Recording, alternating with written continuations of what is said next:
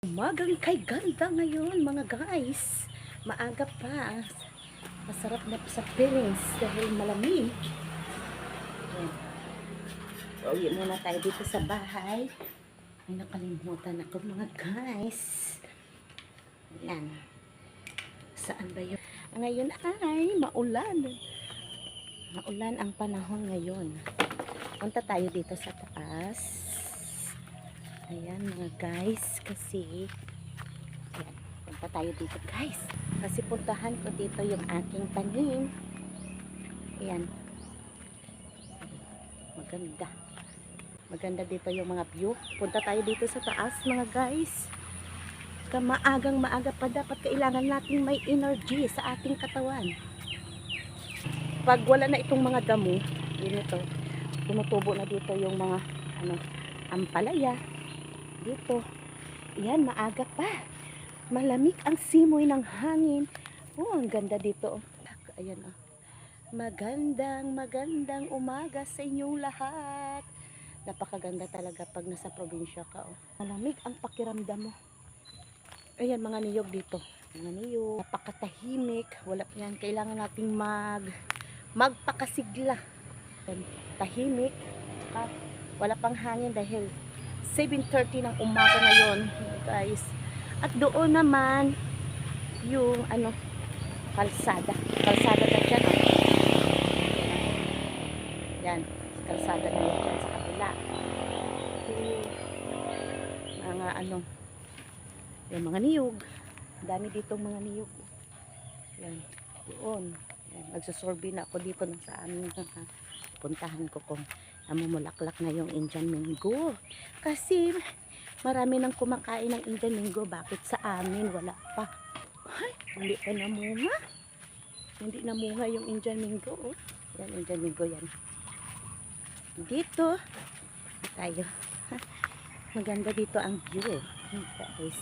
Kahit sumigaw ka pa dito, oh, walang makakarinig. Dito tayo sa mga ayan oh, yung niyog, ng puno ng niyog. Daming bunga pa dito. Ayan pa. Ayan, mga niyog yan lahat. Hindi namunga yung Indian mango. Summer na malapit ng mag-summer, dapat namulaklak na yung Indian mango. Ngayon wala. Baka mga April pa siguro to. Marami ng Indian mango. Pag may kumakain ng Indian mango, parang maglalaway din ako. Gusto ko rin kumain ng Indian mango. Ayan lang, siguro mga April pa siguro or March, mamumulak-ulak na ito. Parang nag-jogging din ako dahil pinapawisan ako maagang maaga, 7:30 ng umaga. Ayan, pinapawisan na ako. Maganda ito sa ating katawan. Hindi na dito pinapansin yung saging. Oh, wow! Ayan. May bunga pala yung star apple. Uy, sarap itong star apple. Namunga na yung star apple. Ito yung tanim ko. Malunggay. Yan ang tanim. Malunggay at saka yung agoy. Langgo, yung tanglad na tanim ko. Yan. At saka may tanim ako dito na okra. Ayan oh, hindi pa na ito dito oh, may tanda. Yan, may tanda. Kami tumutubo na ampalaya dito oh. Kailangan nating malunggay kasi pangpalakas ito ng ating katawan yung malunggay.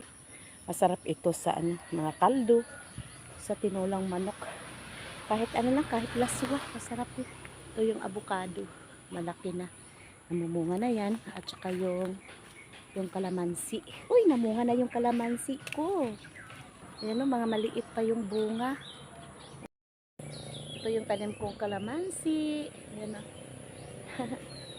Pa yung mga maliliit pa yung bunga niya oh. Ayan o. Maliit yung bunga niya. Ayan ang pinya ko. Ayan, may bunga na siya. O yan, nagbunga na yung pinya. So guys, diba ko lang makaabot. Hindi ko siya makuha guys. Sobrang taas, hindi makaabot. Aray, sapat. jackfruit na lang. Ayan ang jackfruit, oh. Yung bunga. Aray ko! Uy, uy, uy, may pala. Uy, umipot na tayo dito. Maganda dito, oh. Ay, ano ba yan? Uy, uy, may ulod. Uy, bilanggo, ah. Maganda dito. Pag mag-summer, maganda dito. Kasi mainit. Daming ano, kahoy. Hindi ko makuha yung tisa. Masarap sana yung tisa. Hindi ko talaga